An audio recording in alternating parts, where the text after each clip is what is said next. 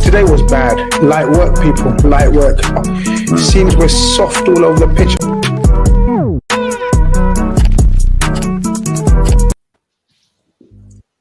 Tic tac. Tic tac. Tic tac. Welcome, people. Welcome to the Tic Tac Transfer Show. Sorry for the slight delay. How late are we actually? Oh, 6 minutes. Don't blame me.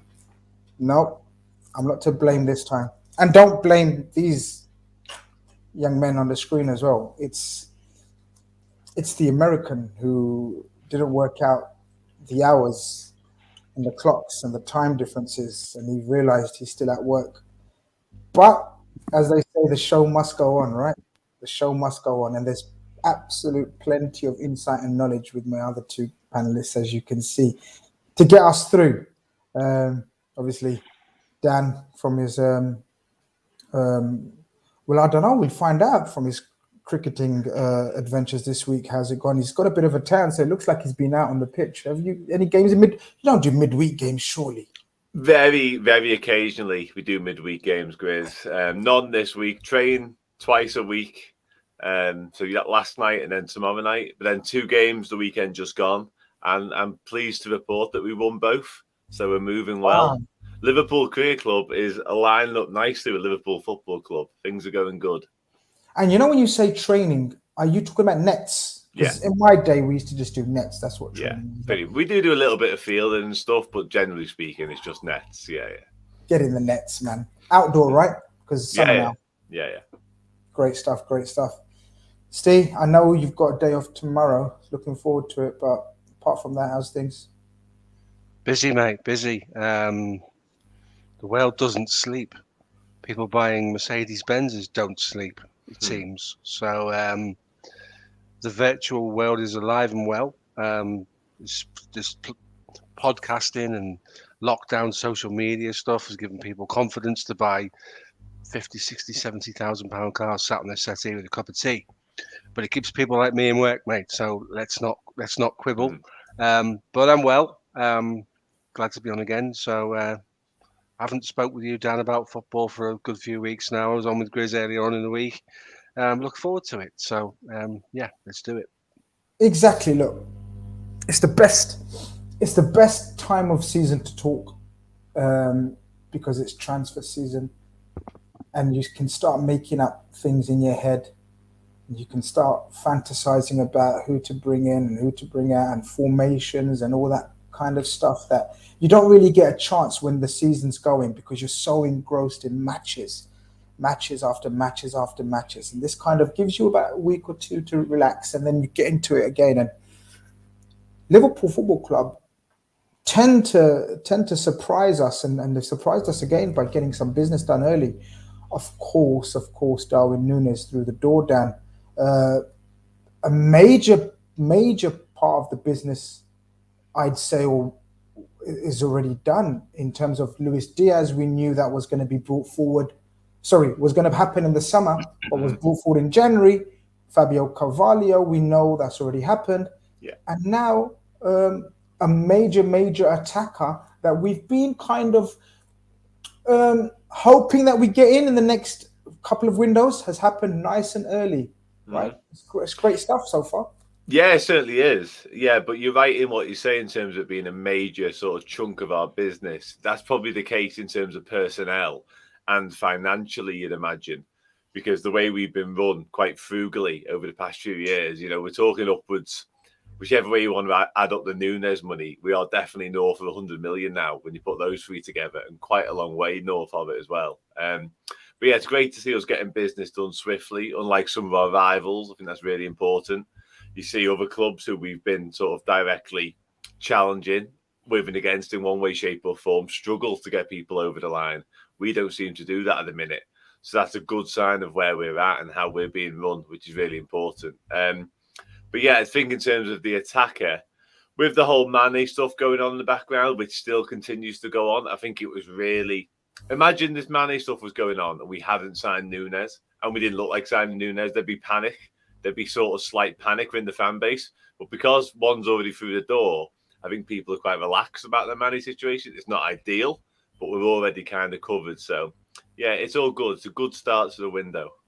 You actually make a very good point. You're right. Imagine, I was just thinking, I didn't imagine it before, but imagine if we hadn't got Nunez through the door and then the Mane situation, there'd be absolute bedlam on the Twitterati, Twitter sphere. But it's good. It's good. We've got a nice bit of business done early, Steve. And obviously, when you have, it can work two ways, can't it, Steve? Do you remember last season we done very similar? We had Konate done very early. I believe it was pretty much the first week again. Yep. And then we were left wondering, right, what next? Who, position? We actually ended up doing nothing after Konate. But the season showed us that we didn't need to do much because we came close to doing the unbelievable. I am assuming you think differently this window.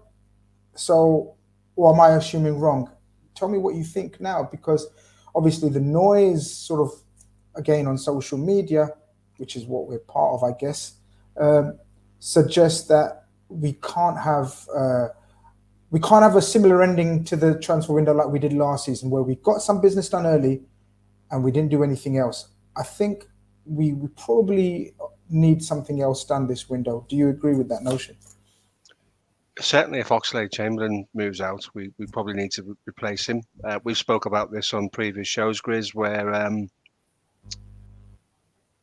Jones and Elliott are still in development and they're not the finished article. And can you go to them every single game in the event that other more seasoned players are not available? Not sure you can. Is there a change in shape in midfield to allow us to get closer to Nunez, to get the best out of him when he does play as a more orthodox nine, as opposed to the willing channel runner, which we've seen for Benfica? So there's some permutations there which are really interesting.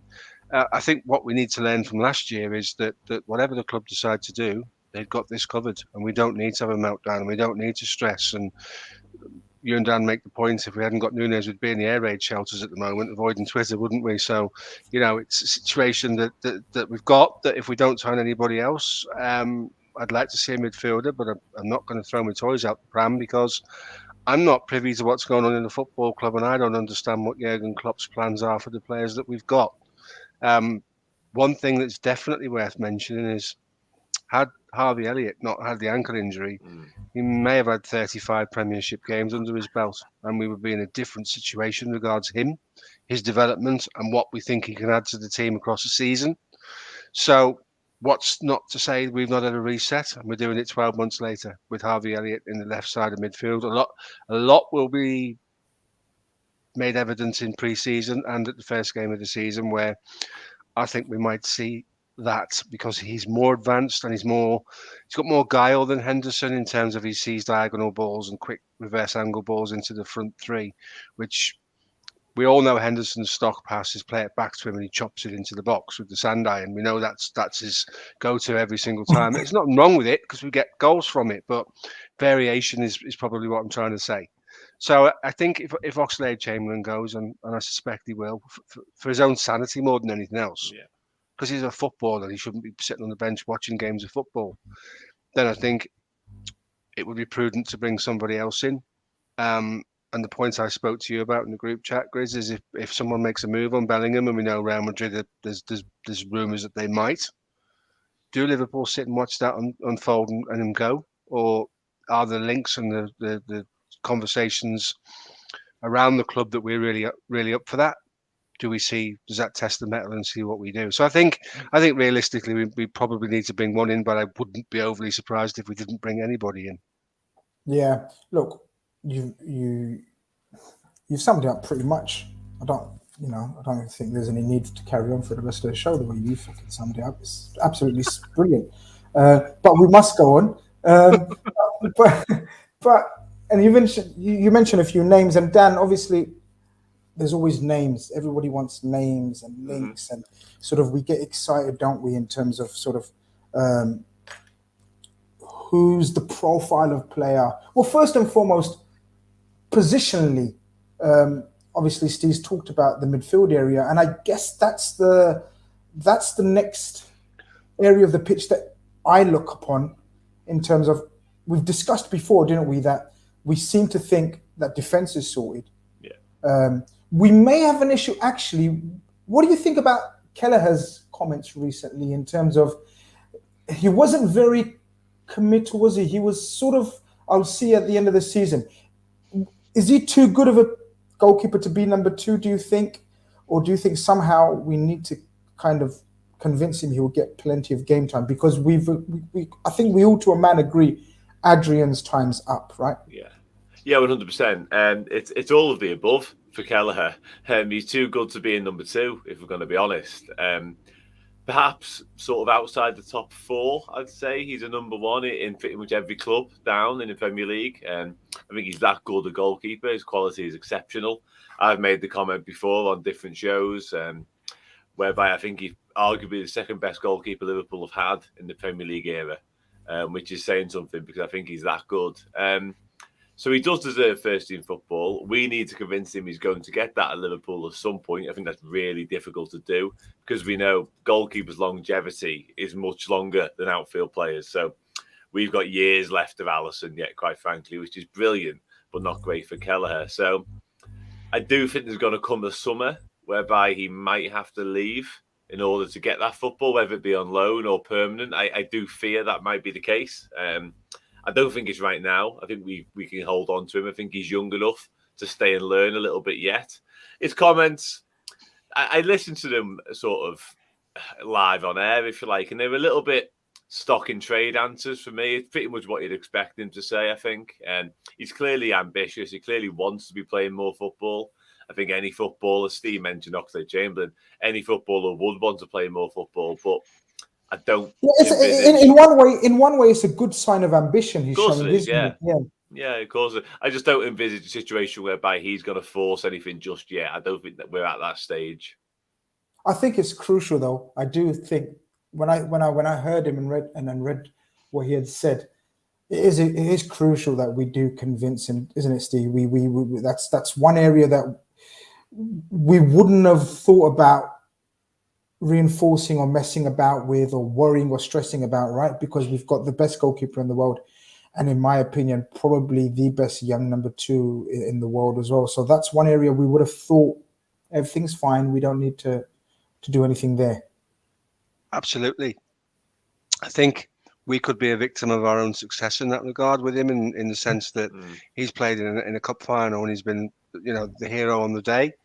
And then he goes and sits on the bench for the next 8-9 games. And if you're a goalkeeper, you need to play to keep your confidence, to keep your eye in, to be all the things you need to be as a keeper. And Adrian is living proof of that you can't miss games for months on end and come in because you kind of forget what your gloves are for.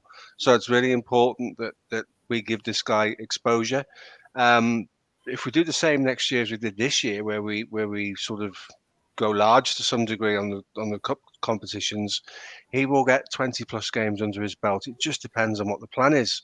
Dan's right, and so are you, Grizz. At some point, he's going to come to us and say, "But I want to be a number 1," and that's fine, because that's inevitable. That's good for him to arrive at that some point in his career. Backup goalkeeper's got to be the hardest position in the world to play, because you don't get massive amounts of games. If Alisson's fit and it's not a away tie in the League Cup against Lincoln, then he plays, doesn't he? So interesting that he's come out and said that.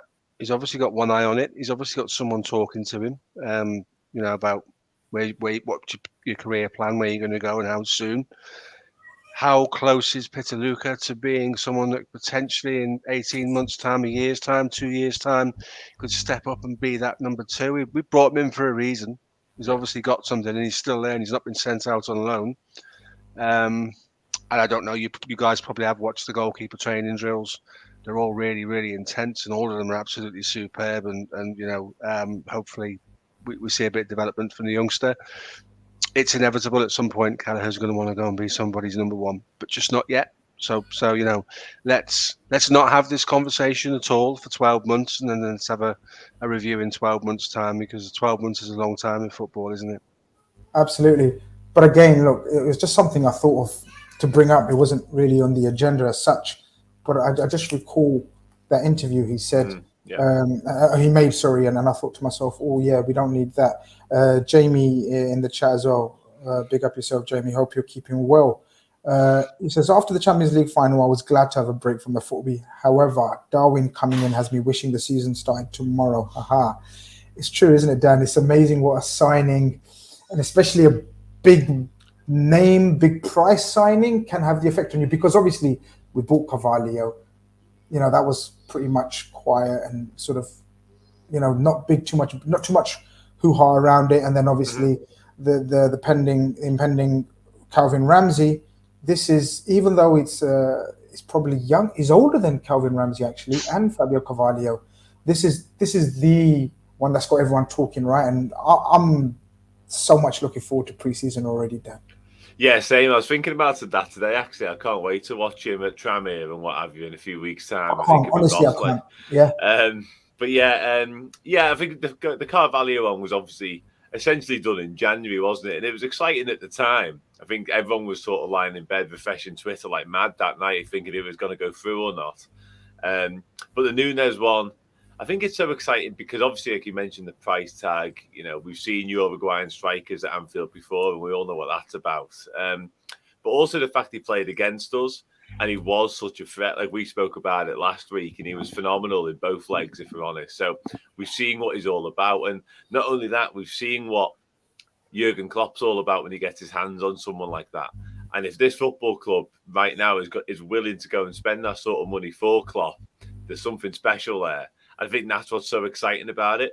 It's almost that entering the unknown. Like we've seen the raw talent, but if Klopp is willing to spend such big money on someone, you think, okay, there's really something gonna explode here. You know what I mean? So, yeah, it's. I agree with Jamie. I think I was a little bit. I'm glad for the break after the final, to be honest. But then as soon as you pull something like Darwin Nunez off, like he says, you just want to get going straight away. You want to talk about it. You want to think about it. You just can't wait for it again.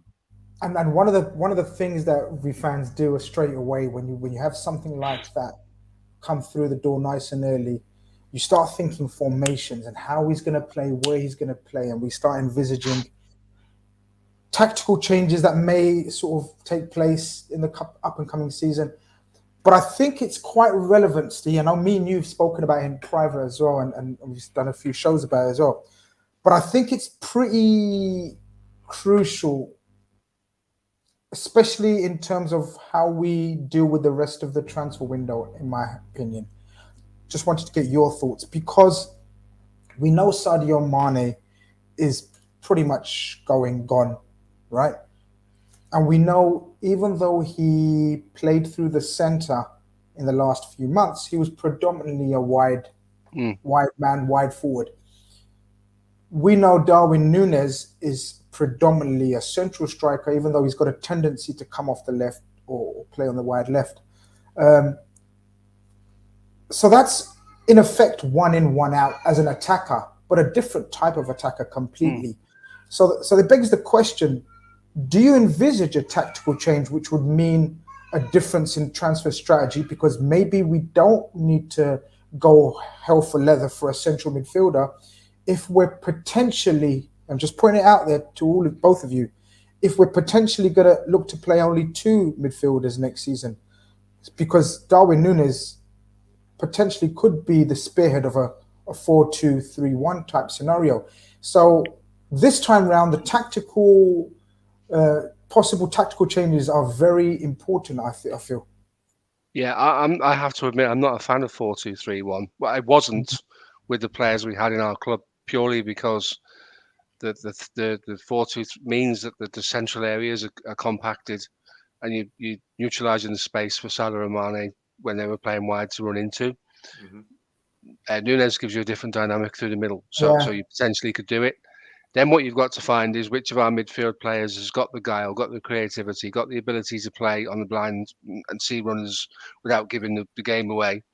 Thiago's obviously a superb exponent of a football, but he's always been a deep line midfielder. So suddenly to say to him, there you go and almost be a number 10 would be a complete change in his career at 30, 31, which would be probably asking too much of him.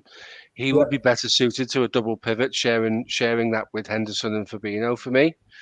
And then the interesting part is who sits in the pocket in front of that. If we do that, if we do change the midfield shape, and there's an argument to say we should, and there's an argument to say we shouldn't. And the argument to say we should is unless you connect the midfielder to Darwin Nunez, you're relying on his supply coming from the width, which isn't easy to do because in difficult games, Salah goes wider and wider and wider, and the distance between the Nunez and the Salah becomes bigger and bigger and bigger, and you shouldn't be looking for front men from 30 yards away. So for me, it's who does that job. Can Elliott do it? I always thought Elliott might one day end up being a 10. Carvalho certainly got the ability and the wherewithal to see passes and create opportunities, but he tends to come in off the left. So what we will have is a lot of rotation between Diaz and Nunez. I think they'll swap over quite a bit just to sort of set different problems for the opposition. I don't think Diaz suits necessarily going central, but he does love to work a yard and get a shot off. And I think that this year we'll see a few more of them fly in the back of the net. So if it were me and I was in charge of Liverpool, I would be looking to connect a midfielder to the front three a bit closer. And I think the conversation we've had around the Champions League final, where in the last 20 minutes, Real Madrid said, Gordon and Fabinho, you can have the ball 25 yards out in front of the box because you can't do anything with it because we've killed all the spaces you want to play that ball into. We never had an answer. So if we were able to find a really creative solution in terms of getting closer, the 4-2-3-1 would work. It didn't work for me with Bobby dropping in and playing Jota, Salah and Mane. It just didn't work for me. So, yeah, there's going to be a tweak, but it will be horses for courses, I think. There'll be games when we have to do that, and there'll be games when Nunez starts on the bench and Bobby plays, and we do what we do with the quick transition and Bobby dropping into the pocket and bringing other people into. It's just a really nice set of options to have. The dynamic is different. We are a bit predictable and have been for a couple of years. When things aren't working, we work the ball out to Robertson and he hits the box with the ball, and sometimes we don't score and sometimes it gets frustrating. Now we've got options, and that's the exciting thing for me, to see what this kid brings to the front line and how we adapt to the different threats he's going to give us. You're right. It is exciting, but it's a fair question, isn't it, Dan, to ask, because it does affect how we do in the transfer window and our strategy, because it's clearly evident. And again, segues brilliant to another super chat from Jamie, who says, "We saw the Tchouaméni links were serious earlier on.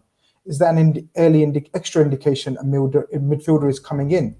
So look, by all accounts, we were absolutely in for Aurier Tchouaméni, who is, in effect, a physical, robust central midfielder that predominantly plays as a 6, can play as an 8, but predominantly as a double pivot, and something that gives someone who plays best in a double pivot. And we've just suggested that we may look to play more in a double pivot in midfield.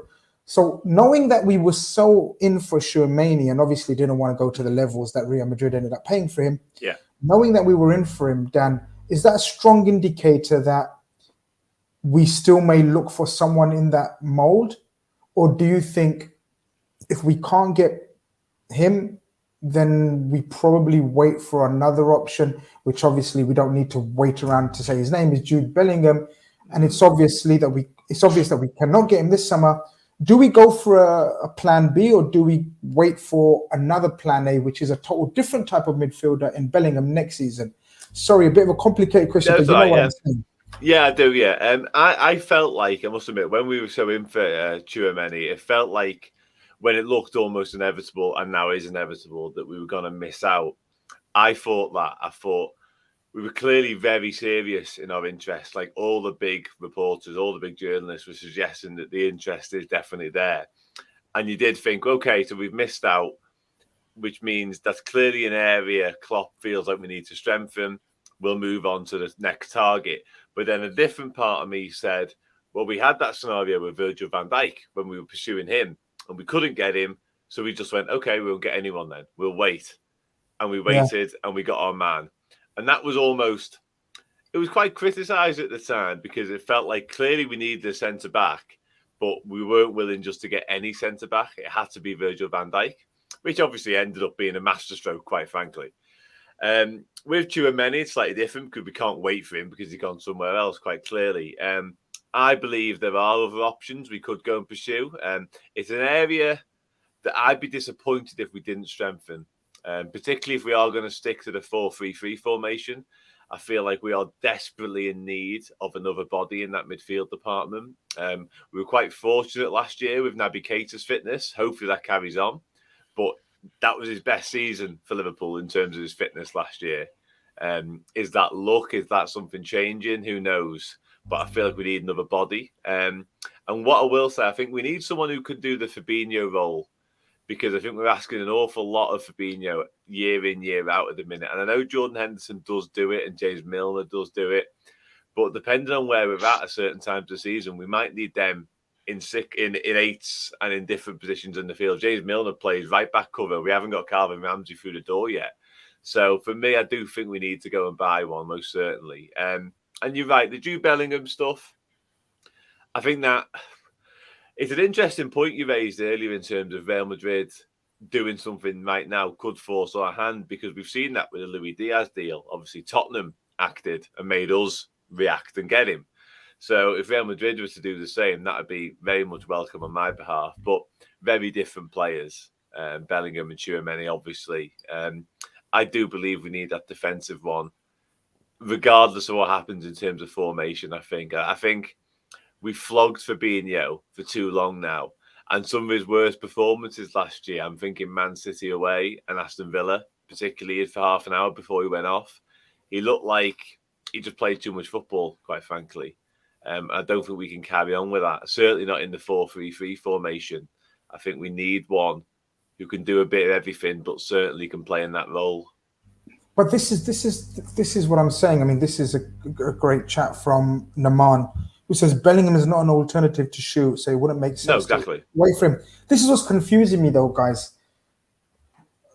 And I'm not sure where our strategy is right now in terms of the future now. So Tchouaméni, like you've described to a T, is totally different, has different attributes to the likes of a Bellingham or a Gavi that we've been linked with as well. And of course, Gavi, very unlikely to come because he's Barcelona's new golden child. They're gonna do whatever they have to do. Even if they have to fiddle a few books, whatever, they'll do what they've got to do to make sure Gavi stays. Yeah, sod it. Copyright strike, whatever. Couldn't give a shit. But Steve, but you get what I mean in terms of the question that us fans are discussing on all platforms is: we wanted Tchouaméni, who was a destroyer, a Fabinho type, to give relief to Fabinho. We saw Jordan Henderson cover him, I thought, very adequately in seasons gone by when Fabinho was injured, and obviously to the near the end this season as well, in a few games as well when he was injured as well. In your opinion, in that case, do you give that role to Henderson and then look for a connector that you wanted?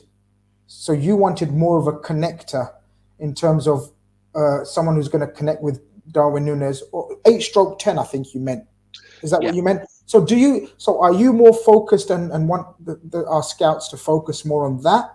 Or do you go for an alternative to Tchouaméni like me and Dan think we should target? Like, I'm with the opinion of Dan. Sorry to gang up on you, mate. But I'm of the opinion that I'd prefer a more robust, powerful pace and power merchant as opposed to you know what I mean when I say a floaty technical 8 and 10, because I think we've got enough in that, or I think we've got high hopes for Elliott, Jones and Carvalho to play those roles. So what's your opinion on that? No, it's very good points, well made. Bellingham kind of gives you early Steven Gerrard vibes in terms of he's got a little bit of everything in his game. And if it was a choice, you take Bellingham all day long, because you then have the choice to play a real deep midfielder and then two slightly advanced of him when one goes and one stays. And you could do that with Thiago and Bellingham if you were fortunate enough to have Bellingham, and that gives you a different dynamic again.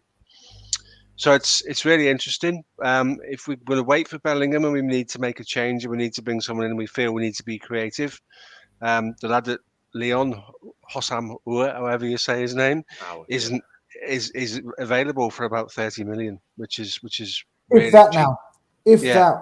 that, he's probably more closer to 20 million. He's got skills. He is a link man. But I understand, and if I'm choosing a midfielder to come and sit in our midfield for the next 10 years, then I would choose Jude Bellingham. The Job Bellingham thing doesn't go away, does it? It seems to be a still gathering pace. Could be a really clever transfer tactical ruse to bring his younger brother in. Imagine in years to come, those two striding through your centre midfield with a six behind them. They're both big lads. They're both physical specimens. They both move well. Jude Bellingham appears to have everything for a centre midfielder needs to have. So naturally, that would be my choice. You could, as I said before, then you could play with one real deep six and two slightly in advance of, and they just make sure they're disciplined in terms of who goes and who sits. So there are different options available. I just don't. Well, you don't typically think Dortmund would sell both their crown jewels in one summer, but if someone comes knocking with the right money, it's not impossible. So who knows what happens? But I'm not advocating do the link player over someone like Bellingham. Bellingham is an absolute no-brainer. That's guys are going to sit in midfield for 10 years and do Gerrard type things to your football club. So absolutely, do it. But if it doesn't happen, then we might need to look at, of the players in the club, who's the link. It might be Naby Keita, because he does seem to prefer to play in the advanced role, and he presses as well as anybody from up there. So we may already have the solution, the short-term solution in the club, but Bellingham has to be the box office number one target for us. Yeah. We're just up against a ridiculous footballing giants in terms of finding resources they don't have to sign these players, and that's always going to be the challenge. Fam Alarm says, sends in a super chat. Thank you for the support. He says Jude is the better fit. He could be the next Gerrard. Exactly what you was alluding to. First and foremost, we welcome Evan to the show. Thank you very much for turning up. Well, looks like you're still at work. There's a bit of background noise. Can you hear us? Yeah, I can hear you guys fine. I can move to a quieter spot in a second, but apologies for my lack of mental math, not knowing how to do time differences. I'm usually so good at it as a United States fan, but not today. Apologies. Well, the bigger you talk, the more you fall. The higher, the bigger you are, the higher. What's the saying? Sorry, the bigger you are, the bigger they are, the harder they fall. Yeah. I don't know if that's relevant right now, but yeah, just go to a quieter place. It works. Yeah, it'll work. Basically. Just to say, Grizz, just to say on the Fabinho talk we've just been having in terms of like having a replacement for him, just sort of in game. I actually feel like it's a position we need a successor as well. We're kind of getting all these successors lined up, aren't we, all over the pitch? Like Konate's already in place for Matip and so on, and maybe Calvin Ramsey for Trent at some point. Who knows? DM is like the only position now whereby I don't really see a succession path. I think Tyler Morton's got talent. I think he's a long way away from being a Fabinho successor. He needs a good couple of loans and a good couple of years, quite frankly. So I feel like a signing of sort of like the 21, 22-year-old bracket could see us sort of future-proof that position as well. But that's why, exactly, you make a very good point there. That is why the Tchouaméni plan target made so much sense. Yes. Because he was essentially the Fabinho understudy stroke future replacement, which made total sense. Wise, technically gifted, priced him out of a move. Leon priced him out of a move when City were looking at him. In my opinion, he stayed way too long and should have moved ages ago.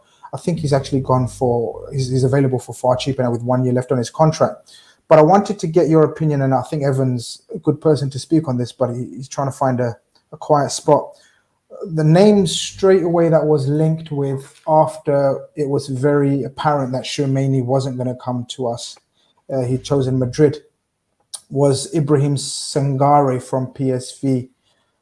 Slightly older, but very much in the mold of Tchouaméni. any of you guys have any insight into what kind of player he is, and do you agree? I go first, if you don't mind.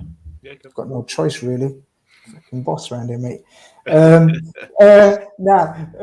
Look, Sangare for me is not as good as Shumeni. I was really excited about Shumeni. I must admit, I was one of those kids on social media, Twitter, so excited and looking forward to Shumeni. Sangare doesn't give me those vibes, but he's definitely a name I've heard myself as well, that we're very interested in him.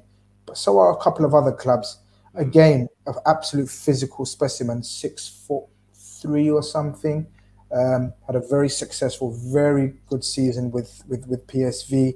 Again, very much in the mode of a player that breaks up play, keeps it simple, not the greatest passing range, but very effective in what he does. Like our very own Fabinho. Again, a like for like, not someone that is like Bellingham, because there's this what I was confused about, Steve, and like sort of, or Dan, I should come to first, in terms of total different from a couple of eights that we've been linked with, as opposed to a Fabinho future replacement that we're linked with. Know much about this guy, and do you think is the kind of, because definitely in the price bracket that we like, that sweet spot of 30 to 40 million. Would it make sense for you to opt for him? It certainly would in terms of the price bracket you mentioned, because it's very much in our ballpark, like you say. In terms of knowing a lot about him, the Dutch Eredivisie isn't a league I actually take a massive amount of notice of, if I'm going to be brutally honest. Have looked into him since we were linked, and you mentioned, I think Man United and Chelsea have both been quite heavily linked recently as well. But like 24, the age thing, I'd like him to be younger, if I'm going to be brutally honest. I know that's literally genetically impossible. But if we were to sign him for the sort of Fabinho understudy, I would have liked him, because he's a sort of age whereby you need to be giving him very regular football to almost keep him happy, which I'm not sure something we're going to offer. If you look at his stats last year, he played 49 matches and 47 of them were as that defensive midfielder in the six. So as you mentioned, he's very much accustomed to that role. So it would be a Fabinho replacement, understudy, rotation sort of player. One thing I will say is that you said the word physical specimen there, and you can't really sum him up much better than that. Per game last year in the Dutch Eredivisie, I've looked into his stats. He won, I think it was 7.4 joules a match. And for some perspective, Fabinho only won like 4.4. Yep. So he, in terms of sort of winning the ball back and that sort of thing, we all laud Fabinho for. He's a monster at it. He truly is a monster at it. I think he lacks in other areas, maybe a little bit of pace and passing, like you mentioned. But if you want sort of an out-and-out, I want to say Claude Makelele, but he was better than that. But if you want someone who's going to win you the ball back in that role, he's a perfect candidate. We've actually got a PSV fan here, or big PSV fan. He's a Liverpool fan, Joe, but he says big PSV fan. Best DM in Eredivisie by a mile. Bossed midfield for PSV this season, which I guess bodes well for someone that we're looking for in that mode. Steve, A, a name that you're familiar with, and B, I know you've said that you're not privy to either type of midfielder that we bring in, but I'm assuming you'd be okay with bringing an understudy to Fabinho long term, even though he's slightly. How old did you say he is, Dan? 24. 24, which is a solid age. It's a solid age, isn't it? I don't know what I mean by that. All ages are good, but it's a good age for a footballer in terms of just probably about to hit his peak prime, I think. I'd be okay with it. Dan's right. We do need to start looking at predecessors and successors and things in that role. Do we want to spend 30 to 40 million pound on a midfielder, knowing the one we want is out of reach for 12 months, and then having an impact on our financial situation within that 12-month period? So it makes sense to do it at some point. If you go and spend all that money and then suddenly Bellingham's available and the money we wanted to use for Bellingham we used on this guy, so it doesn't happen and he goes elsewhere and we miss out. We will wait, as you quite rightly said, Grizz. We will wait for the right person at the right time. It's about player profile, and you've used the word. It's slightly confusing because of the profiles that we're talking about, and you're exactly right. This isn't the profile of a player that typically we would all think you would need when you looking towards playing a more orthodox nine. You want someone who's got that guy, who's got that passing ability, who's got that little twist and turn of pace, and can aid himself a yard to play him in, or create something through the front three. It's difficult because Dan's right. Fabinho does need someone to help share the load. Personally, I think Henderson will do more of that next season because I think Henderson struggled in the 8 sometimes this season. Yeah, I think I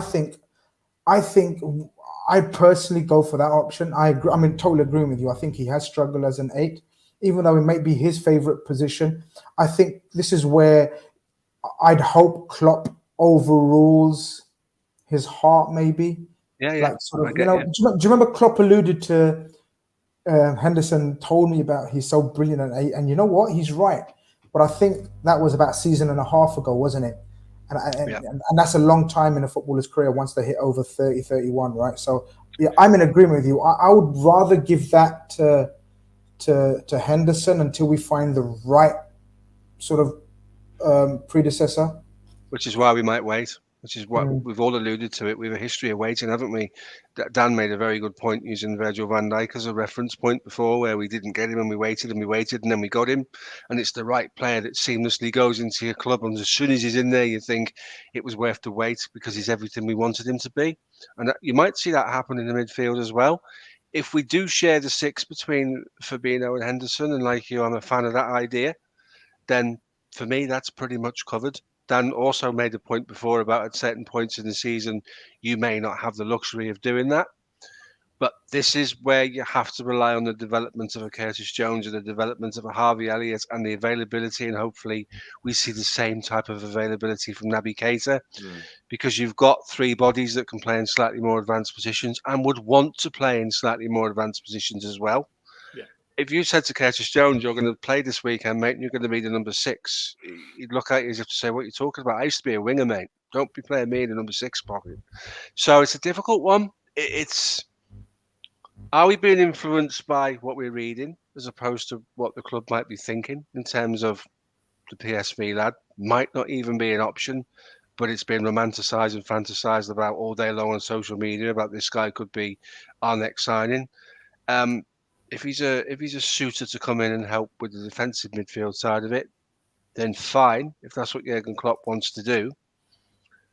But there's a different target out there that changes the whole dynamic of our midfield, and I think we've got to be in the position to try to sign that guy when it happens. And I think you're alluding to sort of, again, the Jude Bellingham, and we might as well sort of start speaking on him. Look, obviously, it's no secret. I mean, even like the normally reserved journalists like Paul Joyce have alluded to the fact that he's a target, and we absolutely adore him and love him. I'd like to think the feeling's mutual from Jude Bellingham's side, but it's a tricky situation, as we all know, because look, Borussia Dortmund have obviously earmarked one major exit, don't they? The whole model is based on sort of one major outgoing, and that was, unfortunately for us, Dan, Erling Haaland this season. Yeah. Is there a world where, I guess there is a world where money talks, because we live in it. This world, money talks in this world, right? But are we in a position to like the Luis Diaz deal like you spoke on, but obviously on a larger scale, to make this move happen now? I think it could happen if Jude Bellingham pushed it, and if they put a price, because let's not forget they put a price on Sancho when it came to Man United. It was just that Man United refused to match that price that they had in mind. So I think it was like 120 million pounds or euros, I can't remember at the time. Man United just refused to match that. But we knew It's very similar. See, people forget that situation was very similar to where Dortmund are now, where they're saying no next season. But I'm sure every player has a price. Every club has a price in their mind where they think we will have to speak. Are we in a position, and would you like to think we'd do something like that, or would you risk? And it's a huge risk, Dan, unless we have discussions taken place with Bellingham and his club that look, some form of verbal agreement. But in this day and age, verbal agreement is literally just a verbal agreement. It means F4 if Madrid come in next year, because look, there's no doubt about it. The competition will be twofold, threefold next season, right? Mm-hmm. Yeah, 100%. I think even clubs like Manchester United and potentially Manchester City, and who knows where Chelsea would be, just to throw them into the mix as well. If it does wait 12 months, all of them are going to be interested in a player like Jude Bellingham next summer. Let's not sort of beat around the bush. Let's not sort of hold Liverpool to a higher standard. We obviously do that as Liverpool fans, but realistically, we're not going to have a free run at this player. He's too good. But in terms of what Dortmund would do, I believe they would be sort of, they're like a selling superpower, aren't they, in many ways? They're a giant of a football club. You know, they've succeeded on the European stage. They've won Bundesligas with our own Jurgen Klopp. But when it comes to their business model, they sell their best players. That's how they run. That's what they do. Now, they haven't exactly broke the bank in terms of money coming in with the Erling Haaland deal due to that release clause. Good Realistically, they should have got a hell of a lot more money for that footballer, and they haven't done. So there is scope there for them to go, we're a few quid short here, quite frankly, to put it in the most simple terms. So maybe there is a world where they cash in on Bellingham because of that. But I suppose, like you read, everyone's got a price, and certainly when it comes to Dortmund, they will have a price for Jude Bellingham. I think it's whether we really push it. I think the player wants us. I don't think that's a particularly well-kept secret. I don't think there's any sort of, why wouldn't he? Let's put it that way. Why wouldn't he? He's already spoken about a love for Steven Gerrard in the past, which kind of translates into a love to Liverpool as well. So I think it's all there for us. I think, like I said, Dortmund seem to be always open to discussing their players. Like you say, they did it with Sancho for God knows how long. He was like their star man at the time. He was incredible. This was before Haaland. And even then, they're like, oh, yeah, you pay 90 million, then he's yours. You know what I mean? It only then got reduced a year later. So I can't see it being any different with Bellingham. I think if we were really, truly serious about making it happen this summer, I think it's doable. And I think it all depends on whether we're willing to wait again or not. But like I've already said, I think waiting is too dangerous for me. And I think the need is there for a midfielder. Whether we can raise those sort of finances to make another big deal happen, that's probably the only stumbling block. I think, we know that is a major stumbling block, but I think we're in a financial situation, and speaking to people that are far, far more knowledge in this aspect than me, suggests that we are in a financial position, especially if we manage to get the prices that we're looking for in terms of our outgoings. And Steve, we know we've done a couple of shows, didn't we, a couple of weeks ago, in terms of the potential outgoings. And I think we would be in a position to bring in another major outlay in terms of a transfer. And I think to a fan, we'd be over the moon if that was just the case, in terms of no other signings, just bring us a Jude Bellingham. And it makes so much sense in a lot of ways, Steve. Can you see a way that we could work this financially, make it happen from a financial point of view? Absolutely. We're probably now worth more than we've ever been worth before. Somewhere between 3.5 and 4 billion is the club's current value. It's just rearranging your assets. It doesn't alter the value of the football club, and that's the key thing when you're ultimately FSG are in this for return on investment. I think we all know that, and they're sort of 800% up on that at the moment, which is pretty impressive. All signing Luis Diaz, Darwin Nunez, and potentially Jude Bellingham does is reinforce that valuation, and at some point in the future when they do decide, if they do decide, now is the time, because it's actually the centerpiece of their portfolio. So that makes a lot of sense for them not to sell it. And it adds massive kudos to negotiations for other things under the FSG banner. I think it makes sense to sometimes put the outlay out there, speculate to accumulate is the phrase I'm looking for. And we have got the money. We've been prudent with our money. We put £4.5 million loss through our accounts the last time we did our accounts. There's nobody in football doing that. So in terms of, oh look, if it happens, oh look, Liverpool don't spend £100 million on a player. Where did they get the money from? Let's have them investigated, because that would be what would be the underlying message from rival fans. Let them do it. Our finances are more than secure, and those types of players get you to the business end of competitions, and they pay for their own transfer fees and prize money at the end of the line. If you win it, or if you get to the final, you still get an awful lot of money. So I think it's financially viable. Absolutely, we're a well-off football club, which is very, very clever as and when we choose to spend our money. This idea that, I know we're saying we've got no money and we'll still win the league and it's hilarious, but we have got money when we want to use it. More money than most. Just a really prudent, well-oiled machine that runs remarkably well. The business model is something to be admired and copied length and breadth of the footballing world, and people are trying. So yeah, we would go. I'm genuinely convinced if the situation arose where there was an opportunity to pay 100 million for him, because I genuinely believe that's what it's going to cost. We're just reshaping our assets rather than being frivolous with money. We're just speculating to accumulate and adding 10 years worth of potentially a world-class footballer to our books, which only brings good things going forward in terms of revenue.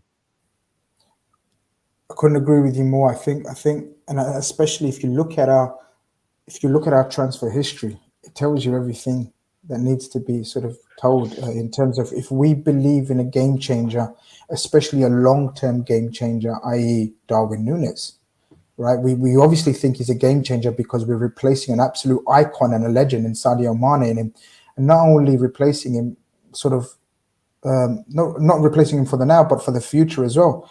And Jude Bellingham absolutely comes in that category. Look, I'm going to end it by saying I agree with both of you, what you guys are saying in terms of, if an opportunity, and if Dortmund put a price on him that they would sell, I absolutely think we will try to do our utmost best this season. And especially the fact that we were willing to fork out 50 million, roughly 50 million on Tchouaméni, as well as having Darwin Nunez already in our sights and our plans. It just suggests that there is finance there, there is plans there. We are thinking long term. We are thinking of, as we've spoken about, Jurgen Klopp's Liverpool Mark II.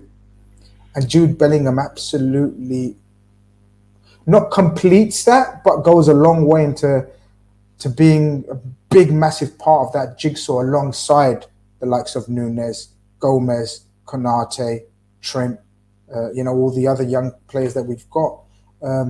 So I think it's literally, let's see how it goes in the market. An interesting subplot to this, guys, and I know you mentioned it earlier, Steve, is his brother, Job, who, again, has been rumoured to be sort of linked with us. It's something that I've heard again as well myself, that we are actually, I was told, the front runners, whatever that may mean. It's literally, I'm taking the literal, I was literally told, we're the front runners for Job Bellingham. But I was also told that our main fiercest competitors, I guess who? Borussia Dortmund. It had to be, yeah. So it's amazing. So they just know what kind of players they need, what kind of talent they need. But it's interesting. Job's a totally different player from what I've been reading up on and what told by people that know him and watch him through the academies of Birmingham, whatever. He's more of an attacker. He's far more of a winger stroke attacker. And again, a lot of scouting reports on him say that he's probably more talented than Jude, his older brother. So that's quite an amazing feeling or thought, and scary thought.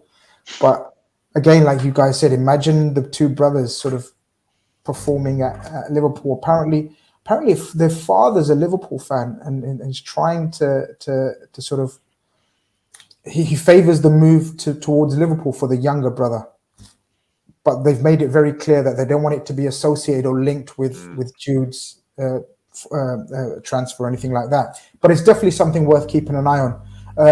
Someone sent in a super chat and said, El Drago, appreciate the support, my friend. He says, if we're looking for number 8, my dream players are Valverde, Tonali, and De Paul, because he's wasting his talent. If you want 6, I'll go for Ndidi.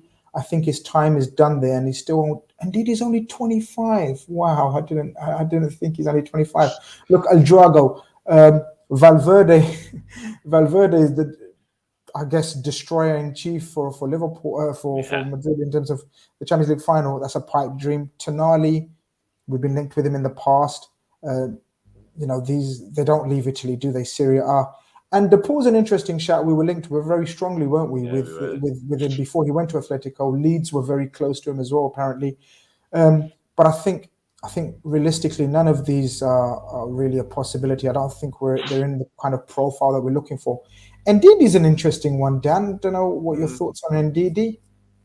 I was a big fan of Wilfred Ndidi. I think he had quite a poor season last year, but then so did Leicester compared to previous seasons in general, to be fair. So maybe there is something there in terms of his ability. I do wonder, though, when you see a player like that, and I do like him, like I say, and I think he definitely fit the mould in terms of being able to swap and change with Fabinho. But the fact that it feels like if Liverpool don't sign someone like that from the outset, there's something missing. That's how good our recruitment is. And that might sound sort of like really egotistical from a Liverpool perspective. But if we haven't been seriously linked with someone or even signed them, why? Like, there's a reason why we haven't gone and got him in the first place. So I don't really envisage us signing from many Premier League clubs because we didn't want them anyway to begin with. So it's not going to happen. Yeah, no, I get what you're saying. People asking about another link that have been sort of recently linked, a name we've been linked with recently, Nunez of Sporting Lisbon. How do you say his first name? Mateus Nunez. Yeah. Mateus Nunez. Again, a slightly different profile of player to the likes of Ndidi and Shermani.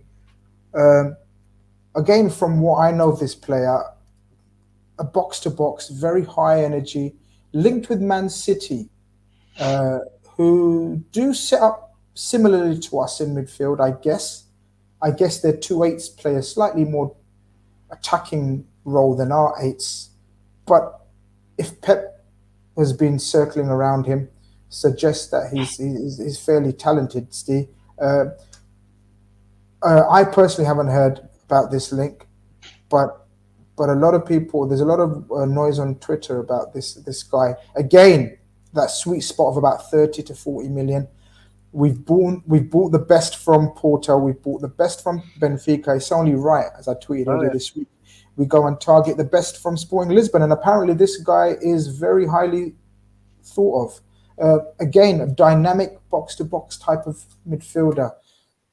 Yeah. And he's also got end product as well. Some of his slide rule passes into the front three or the front line are ridiculous. He clearly sees an early pass. He clearly sees a direct pass. He looks forward all of the time, which is potentially something I've alluded to that we might look at going forward in the future. He's amazing on FIFA, by the way. He's really good on FIFA. Well, that's it. That's it. Job done. Then. Yeah. That's where it comes from, doesn't it? That's where it comes from, FIFA. But yeah, he's a quality player. You know, it's similar to the Mateus Cunha one, the guy who also went to Atletico Madrid that we were linked with. Mm-hmm. People kind of have a look at players who are doing things comes from that environment. He's a good player. Nunez is a good player, and certainly somebody that, if we are looking for that type of player, would fit the mould. I don't know whether his player profiling fits in with what we want to do. They will be looking at stats up and down Europe and South America for players that potentially could come in and do a job when we're ready to make that move. But I'll go back to the point we're all making. I genuinely think we're waiting to see what happens with the Jude Bellingham situation. And again, do you go and spend 30, 40 million pounds for a player when you've got someone in the club that you can say to them, right, go and earn yourself your new contract, Naby Keita. Go and show us what you're capable of. When he plays well, he's brilliant. He's kind of like, this is why he polarizes the fan base, because he's either versus Manchester United, he's an absolute world beater. Versus Real Madrid in the quarterfinal of the Champions League, doesn't look like he's played football ever in his life. There's a massive difference. He comes off at 35 minutes because he can't execute the game plan. So there is a player in there. We spoke about this before, Grizz, when we did the Southkeep loan scenario. There's a player in there that we need to see thrive in an environment, and maybe he's the guy to bridge the gap short to medium term. Whilst Klopp has said before, if we want a player and he's not available, we will wait. Jude Bellingham is a baby in terms of football, and if it takes 2 or 3 years even to wait for him, I suspect he might do that. I think you made a very good point in terms of because this is the question, isn't it now? Do we bridge that gap for now and pay like 30 to 40 million pound for, obviously won't be our first choice because our first choice was Tchouaméni, and then wait for the midfielder that we are absolutely waiting for, which is Jude Bellingham, which will cost us another 100 million. It's an intriguing question. I don't know which way we're going to go about it. Just very quickly before we move on, Big Steve says, pay Aberdeen the 10 million, Grizz. Stop haggling like you're older. Mate, if I had £10 in my pocket right now, I'd still haggle. So it's not me that signs the check for Liverpool. But shout out to Big Steve in the building. Of course, my resident Man City fan, supporter, friend, call him what you want. But I think he's alluding to, obviously, Calvin Ramsey, who is suggested that Aberdeen are asking for a bit more money. I don't think it's as simple as that. From what I've heard, we've been slightly naughty in terms of cheeky in terms of the negotiations, but I fully expect that to be resolved and not a problem. Selection's got a super chat, and I think I'll put this to Dan. He says, Naby's been here 5 years, and we're just seeing the best of him. He's not it. Need another body, not someone who plays Bellingham's role. What does he mean by that? Okay. I'm not sure. Yeah, I'm not sure what he means in terms of the Bellingham thing. Because I suppose Naby and Bellingham are relatively similar in terms of what they do. Yeah. But in terms of the Naby point, I'd actually think it's a fair point, and I'm a big fan of Naby Keita. I'm one of on that side, that half of Twitter, if you like. I'm a big sort of sympathiser for a long time with Keita. I think he's been unfortunate with injuries. And I think when he is playing, Steve referenced it a minute ago, I think he's an outstanding footballer. Yeah. I don't believe he's ever quite lived up to the hype that we had when we first signed him. But I think he was hard done by in terms of the fact we had to wait a year. But I do believe that we need that body. Because I said it earlier on. We've just seen the best of Naby Keita in terms of a full season, which is brilliant. Happy days. Are we banking on him doing that again? And in that, are we banking on him staying fit again for an entire season? Because that's the big conundrum. Now, we've seen it not last season, season before, in terms of centre-backs. We went in slightly low on numbers, picked up horrendous injuries, and look what happened. I'm not suggesting the same is going to happen in the midfield department, but we're only ever sort of 1 and 2. If Ox goes, like I think he will, we're 1 or 2 injuries away from being in a mini crisis in there. And I think that could be avoided. I'd love it to be Jude Bellingham 100%. If it isn't Jude Bellingham, signing one of these 30 to 40 million bracket midfielders just to fill that void for 12 months makes so much sense. Because in 12 months' time, James Milner probably won't sign another new contract. Agreed. Jordan Henderson's 12 months older, etc., etc. So I just think it needs to happen. I'm with you, Dan. I'm even if I was in two minds, and the only reason I was in two minds, I was always favouring a body in midfield, but the only reason, or the only rational reason I could make in my head for not purchasing one would be the Bellingham factor, that we are nailed on or certain we have a deal in place for him next summer. I can't see that happening. Let's just put it out there. It makes no sense for Dortmund to have a price agreed with him for next season, in my opinion. I don't know if you guys think differently. I don't think it would make any sense for Dortmund to have a price, because if he has a great World Cup and another great season, his price will only go up. But then again, the way he's been playing or the way England have been playing, it could also plummet as well. So it can work both ways. I genuinely think, I think you've convinced me with your pet talk about we just can't risk going into another season hoping and praying that the midfielders stay clear of injury, because Ox is going, and then we're relying on the backup to Fabinho, Henderson, and Thiago to be Naby, Ox, and Elliott. Sorry, Naby, Curtis, and Elliott. As I said, the only thing that was making me think that we wouldn't, we'd wait for Bellingham was the fact that if we changed formation and only relied on 2 out of those 7 options to play in that pivot. Yeah. But then Steve made the argument of, are we very likely to do that? Again, it's up in the air, but it's a load of debating points, because that is what it comes down to, essentially, I think. But I think we, the sensible, who we tell, these amazing business people what's sensible, what's not. But from a fan's perspective, or a sensible fan's perspective, we can say that. Meet in the middle. For a sensible fan's perspective, I think we'd like another body in there. I think, and it's probably one to keep an eye on this on the next few weeks. Probably the last super chat before we wrap it up. Rizzy says, Konrad Lema, comfortable in possession, can pick a pass and defensively sound, can play 6 or 8 and is more mobile than Fabinho. Under 30 million as well. Sounds the perfect profile, sounds the perfect scouting player for a Liverpool player. Know much about him, either of you? Good player. Yeah, really like him, actually. And he's another RB player. He's at Leipzig at the minute, which is something we've done. Well, a club or a brand, if you like, that we've done a lot of dealings with in the past, obviously. I think he's 25, so he's a little bit older than the people we've been talking about. But yeah, he's dead right. Rizzy's dead right. He's got a lot of class about him, a lot of class. And he's actually only really come to the fore in sort of the past 12 to 18 months. He has. So we spoke earlier about getting those players at the sweet spot. He'd certainly come into that category. Okay, I see what you mean. Yeah. Again, Leipzig, a club that we've got very good relations with. But you know what when you get linked with Leipzig, then you know where you're going to get thrown, aren't you? You're going to get thrown the swap for Naby shouts in there. But yeah, I saw him Minamino is, again, we'll probably touch on outgoings next show. We'll focus on the outgoings. But in terms of Konrad Lema, very high energy.